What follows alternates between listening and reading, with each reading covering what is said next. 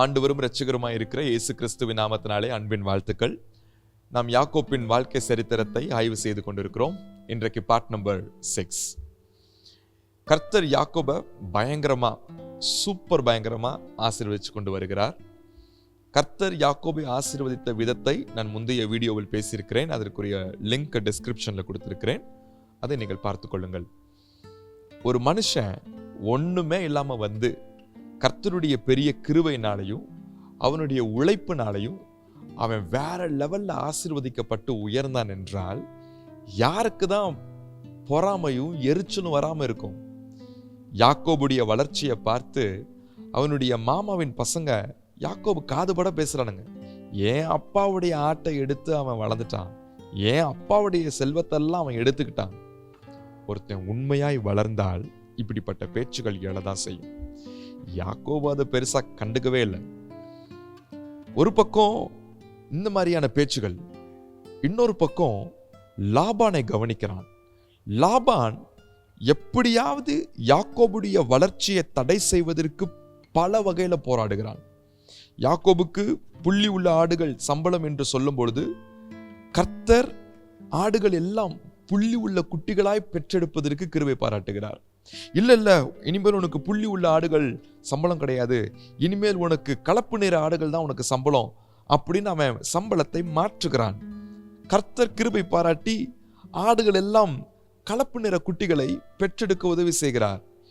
என்னென்னமோ ட்ரை பண்றான், ஆனால் யாக்கோபை ஒன்றுமே செய்ய முடியல.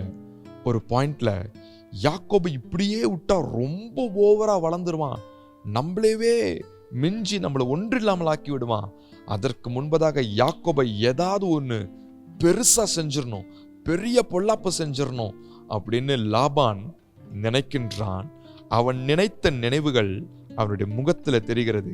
அவன் முகத்திலே மாறுபட்டதை யாக்கோபு கவனிக்கிறான். முன்னாடி இருந்தது மாதிரி இப்போ மாமாவின் முகம் இல்லையே, அவருடைய முகரூபம் மாறி இருக்கிறதே, ஏதோ ஒரு பிரச்சனை என்று அவன் யோசிக்கிறான். ஒரு பக்கம் பேச்சுகள், ஒரு பக்கம் மாமாவினுடைய தீங்கான எண்ணங்கள், இன்னொரு பக்கம் யாக்கோபு வளர்ந்துகிட்டே தான் வரான். இதற்கு நடுவில் ஒரு நாள் கர்த்தர் யாக்கோபினுடைய சொப்பனத்திலே வந்து பேசுகிறார். யாக்கோபே, நீ இந்த இடத்துல இருந்தது போதும், இந்த இடத்தை விட்டு கிளம்பு. உங்களுக்கு நான் அதை வாசிக்கிறேன். ஆதியாகமம் 31 அதிகாரம் 3 கர்த்தர் யாக்கோபை நோக்கி, உன் பிதாக்களுடைய தேசத்திற்கும் உன் இனத்தாரிடத்திற்கும் நீ திரும்பி போ, நான் உன்னோடே கூட இருப்பேன் என்றார். யாக்கோபு பதான் அராம் என்ற ஊர்ல தன்னுடைய மனைவி, மக்கள், ஆடுகள், வேலைக்காரர்கள் எல்லாரோட ரொம்ப சேஃப் அண்ட் சவுண்டா இருக்கிறான். ஓரளவுக்கு கம்ஃபர்டபுளான லைஃப் போயிட்டு இருக்கு. ஒரு பக்கம் நல்ல வளர்ச்சி போயிட்டு இருக்கு. இதற்கு நடுவே கர்த்தர் இந்த இடத்தை விட்டு புறப்பட்டு நீ கிளம்பி போ என்று சொல்றாரு, கூட்ட கலைக்கிறாரு. இந்த இடத்துல ஒரு முக்கியமான ஒரு தீர்மானத்தை எடுக்கணும்.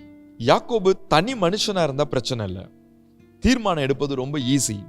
ஆனா இப்போ அவன் திருமணமாகி மனைவிகள், பிள்ளைகள், ஏராளமான ஆடுகள், கழுதைகள், ஒட்டகங்கள், இவை எல்லாவற்றையும் பராமரிப்பதற்கு வேலைக்காரர்கள், வேலைக்காரிகள், அவங்களுடைய குடும்பங்கள், இப்படி கடல் மாதிரி பெரிய கூட்டத்தினுடைய தலைவனாக இப்ப யாக்கோபு இருக்கிறான். இப்ப யாக்கோபு சரியான தீர்மானத்தை எடுக்க வேண்டும். இந்த இடத்துல ஒருவேளை தவறான தீர்மானத்தை எடுத்து விட்டால் இதுவரைக்கும் வளர்ந்த மொத்த ஆசீர்வாதமும் முடிஞ்சு. அப்போ ஒரு தலைவனாக பல கேள்விகளும் எண்ணங்களும் அவனுடைய நினைவுகளிலே ஓடும். இவ்வளோ பெரிய கூட்டத்தை வழி நடத்தும் பொழுது எப்படி பாதுகாப்பு கொடுப்பது, போகிற வழியில தண்ணீர் எப்படி, உணவு எப்படி, அல்லது போய் சேருகிற இடத்துல தேவையான வசதிகள் இருக்குமா, இவ்வளோ பெரிய கூட்டத்தை போய் பராமரிப்பதற்கு இடம் இருக்குமா, இப்படிப்பட்ட பல கேள்விகள், எண்ணங்கள் அவனுடைய நினைவில் ஓடினாலும் யாக்கோபு ஒரு முக்கியமான காரியத்தை செய்தான். அவன் கர்த்தரை 100% நம்பினான். ஏன்? என்ன இந்த பதாம் அராம் என்ற ஊருக்கு கொண்டு வந்தது கர்த்தர். இத்தனை நாளை என்னை இங்க உட்கார வைத்து என்னை ஆசீர்வதித்தவர் அவர். இப்ப அவர் தான் என்னை புறப்பட்டு போ என்று சொல்லுகிறார். அப்போ இதுவரைக்கும் என்னை நடத்தி என்னை பாதுகாத்த கர்த்தர் என்னை இனிமேலும் நடத்தி என்னை பாதுகாக்க வல்லமை உள்ளவர் என்பதை யோசிச்சான். ரெண்டாவது, கர்த்தர் என் வாழ்க்கையில எது செஞ்சாலும் நன்மைக்காக மட்டும்தான் செய்வார். என்னை இந்த கூட்டை கலைக்கிறாரு, இந்த இடத்தை விட்டு வெளியே போன்னு சொல்றாருன்னா தேவன் என் வாழ்க்கையில நன்மைக்காக மட்டும்தான் அதை செய்வாரே அன்றி என் வாழ்க்கையில அவர் தீங்கு செய்ய மாட்டார். எனவே ஆண்டவரை அதிகமாய் நம்பினார். இன்னொன்னு என்ன தெரியுமா, ஒரு இடத்தை தேவன் க்ளோஸ் பண்றாருன்னா என்னை அடுத்த லெவலுக்கு தான் கொண்டு போவார். அதை விட்டுட்டு என்னை தேவன் கீழே தள்ளிவிட மாட்டார். இவை எல்லாவற்றையும் யோசித்து யாக்கோபு ஒரு தீர்மானம் எடுக்கிறான். என் கர்த்தர் போ சொன்னார், நான் போறேன். என் தேவன் என்னை எல்லாவற்றிலும் பார்த்து கொள்வார். நான் அவர் மேல நான் 100% நான் நம்பிக்கை உள்ளவனாய் இருக்கிறேன் என்று கர்த்தரை அவன் முற்றும் முழுவதுமாக சார்ந்து கொண்டான். உங்களுக்கு ஒரு வசனத்தை நான் வாசித்து காண்பிக்கிறேன். ரோமர் 8:28 அன்றியும் அவருடைய தீர்மானத்தின்படி அழைக்கப்பட்டவர்களாய் தேவனிடத்தில் அன்பு கூறுகிறவர்களுக்கு சகலமும் நன்மைக்கு ஏதுவாக நடக்கிறது என்று அறிந்திருக்கிறோம். ஆண்டவர் நம்ம வாழ்க்கையில நன்மையை மட்டும்தான் செய்வார். அவருக்கு கொஞ்சம் இடம் கொடுத்து கொஞ்சம் நேரம் கொடுத்து அவரை நேசித்து அவர் சமூகத்தில் அமர்ந்தால் யாக்கோபுக்கு தேவன் பேசினது போல உங்களோடும் தேவன் பேசுவார். நீங்க ஒருவேளை கேட்கலாம், என்ன ரொம்ப ஈஸியா கர்த்தர் யாக்கோபோடு பேசினார் என்று சொல்லுகிறீங்களே, அவ்வளோ பெரிய தேவன் ஒரு மனுஷனோட ரொம்ப லெகுவா பேசுவாரா? டெஃபினட்டா பேசுவார். ஏன்னா தேவன் உங்களோடு பேச வேண்டும் என்றுதான் அவர் விரும்புகிறார். அவர் சொப்பனத்தின் மூலியமாய் பேசலாம், உங்களுடைய உணர்வின் மூலியமாய் பேசலாம், அவர் இயற்கையை பயன்படுத்தி பேசலாம். அவர் பேசணும்னு முடிவு பண்ணிட்டா எப்படி வேணுமானாலும் அவர் பேசலாம். ஆனால் நிச்சயம் பேசுவார். தேவன் யாக்கோபோடு எவ்வளவு நெருங்கி இருந்தார், யாக்கோபு தேவனோடு எவ்வளவு ஐக்கியமாய் இருந்தான் என்று நான் முந்தைய வீடியோக்களில் பேசியிருக்கிறேன். கர்த்தர் யாக்கோபை நேசிக்கிறபடினால் யாக்கோபோடு அவ்வப்போது பேசிக்கொண்டேதான் இருந்தார். இப்பையும் பேசினார், புறப்பட்டு போய் என்று. உங்களுக்கும் தேவன் அவ்வப்போது சில ஆலோசனைகளை கொடுப்பார். அந்த ஆலோசனைகளை முழுவதுமாக கர்த்தரை நம்பி அந்த ஆலோசனையின்படி தீர்மானத்தை எடுத்து பாருங்கள். கர்த்தர் உங்களை அபரிவிதமாய் ஆசீர்வதிப்பார்.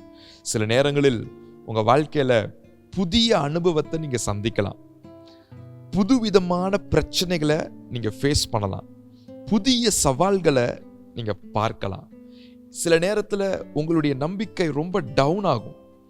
ஆனா இதற்கு நடுவுல எப்படி கர்த்தர் மேல அந்த நம்பிக்கையை டெவலப் பண்றது, எப்படி ஆண்டவர் மேல அந்த நம்பிக்கையை பெருக பண்ணுவது? ஒன்று, உங்களுடைய பழைய வாழ்க்கையில கர்த்தர் நிச்சயமாய் பெரிய பெரிய அற்புதங்களையும் அதிசயங்களையும் செய்திருப்பாரு. அன்றைக்கு செய்த தேவன் இன்றைக்கு செய்ய மாட்டாரா? ஆண்டவர் உங்க வாழ்க்கையில நன்மையை அன்றி தீமையை ஒருபோதும் செய்திருக்க மாட்டார், இனிமேலும் செய்ய மாட்டார். இன்னொன்னு சொல்லட்டுமா, உங்க வாழ்க்கையில ஒரு புதுசா பிரச்சனை கிளம்புதுன்னா நீங்க அடுத்த லெவலுக்கு போக போறீங்கன்னு அர்த்தம். ஆண்டவர் கூட்ட கலைச்சு அடுத்த லெவலுக்கு கொண்டு போவார். தேவன் யாக்கோபை அவருடைய தீர்மானத்தின்படி, அவருடைய வாக்குத்தத்தத்தின்படி, அவருடைய திட்டத்தின்படி அவனை மேல கொண்டு போகுவதற்காக தான் இன்னைக்கு கூட்ட கலைக்கிறார். உங்க வாழ்க்கையிலும் சில நேரங்களில் கூடு கலைக்கப்படலாம். காரணம், தேவன் உங்களை அடுத்த லெவலுக்கு கொண்டு போகிறார். கர்த்தர் உங்களை ஆசீர்வதிப்பாராக.